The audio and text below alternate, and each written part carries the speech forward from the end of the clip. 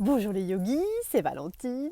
Je suis super heureuse de vous retrouver pour notre 4e jour du défi des 30 jours de yoga. Et aujourd'hui, on va cultiver la gratitude.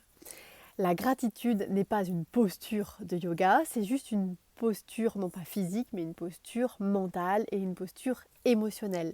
Et la gratitude fait partie des yamas et niyamas, qui sont les principes de vie personnelle et transpersonnelle, qui représente une des 8 parties du yoga.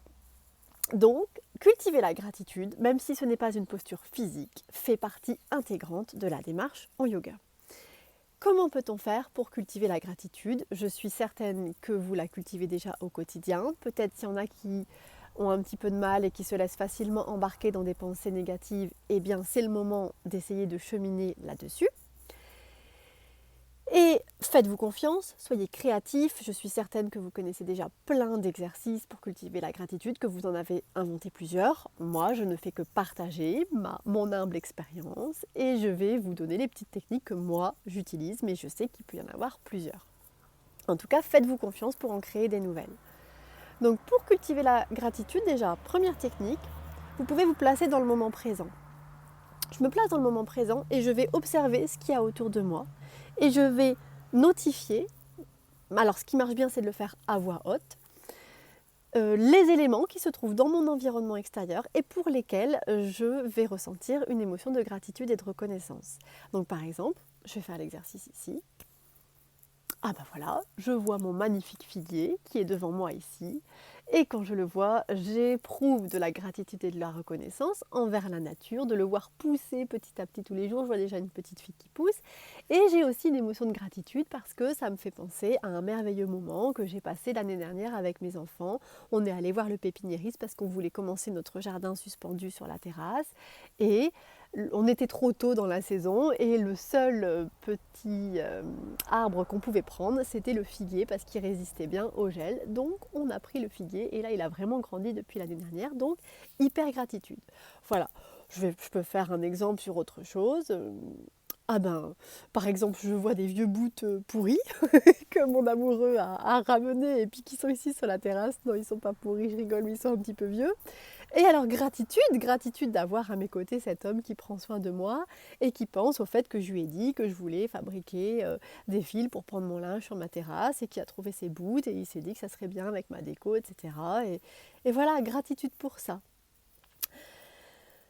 Alors que c'est quand même des vieux bouts pourris qui encombrent un peu ma terrasse. Hein. Et puis on ne sait pas combien de temps ils vont rester là, le temps que, que l'homme en question fabrique l'épandage du linge. Mais bref, gratitude pour cette attention. Vous voyez ce que je veux dire ? On peut toujours choisir de mettre la gratitude là où on veut. Donc ça, c'est un premier exercice. Moment présent, j'observe ce qu'il y a autour de moi et hop, gratitude. Et donc, à voix haute, merci petit figuier, merci les bouts, merci Alexandre. Voilà, et hop, ouf, ça crée la gratitude à l'intérieur, ça crée du feu dans le cœur, ça crée de la joie, on a le sourire qui se dessine. Super bonne technique. Une fois qu'on a la gratitude qui a été créée comme ça, on peut utiliser une deuxième technique qui est de la faire grandir également. Donc pour la faire grandir, on peut élargir son champ de vision, mais bon alors si vous allez dans toute votre maison, vous allez y passer la journée, n'est-ce pas ? C'est juste pour créer la petite gratitude, la petite étincelle. Une fois qu'elle est créée, on peut la faire grandir et la visualiser dans son cœur. Donc vous fermez les yeux, vous inspirez et vous expirez pour vous centrer au moment présent. Et puis vous observez cette émotion de gratitude dans votre cœur. À quoi ressemble-t-elle ? Vous observez sa forme, sa couleur. Est-ce que vous voyez une image, un visage ? Est-ce qu'il y a une texture particulière ? Voilà, vous observez. On utilise toujours le protocole de yoga thérapie pour faire ça, ça marche hyper bien.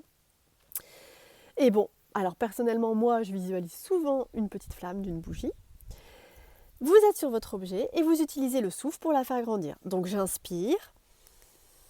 Dans un mouvement conscientisé, du bas vers le haut pour aller dans l'expansion, faire grandir la gratitude. J'imagine qu'elle grandit jusque dans mon visage, dans mes mains, dans mes pieds, dans mon ventre, en 3 dimensions comme une belle boule.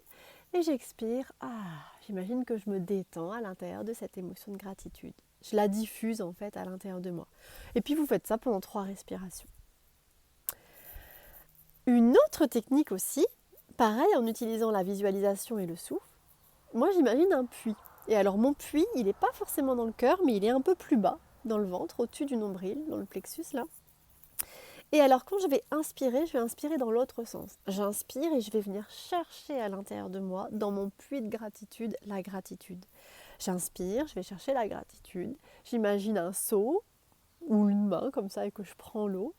On peut prendre l'eau avec les mains. J'inspire et quand j'expire, pouf, je balance la gratitude, donc je balance l'eau à l'extérieur. Donc vous voyez, c'est plutôt un mouvement qui va de l'intérieur vers l'extérieur, alors que l'autre, pour la faire grandir, c'était plutôt de l'extérieur vers l'intérieur. Voilà, le puits de la gratitude, ça marche pas mal aussi, surtout si vous voulez rayonner de votre gratitude vers l'extérieur.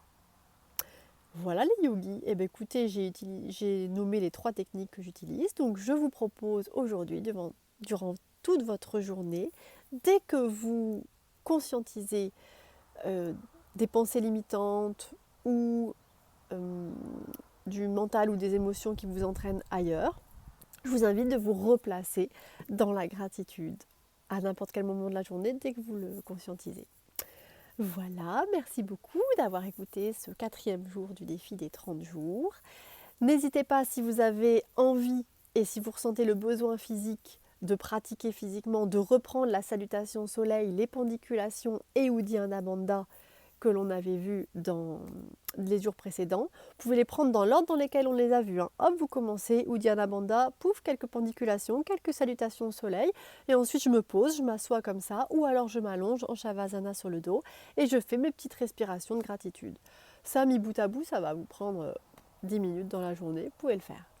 Voilà, comme vous voulez les yogis. Namasté, merci beaucoup de suivre mon défi. Et puis à demain pour de nouvelles aventures en yoga. Bisous et gardez le mojo.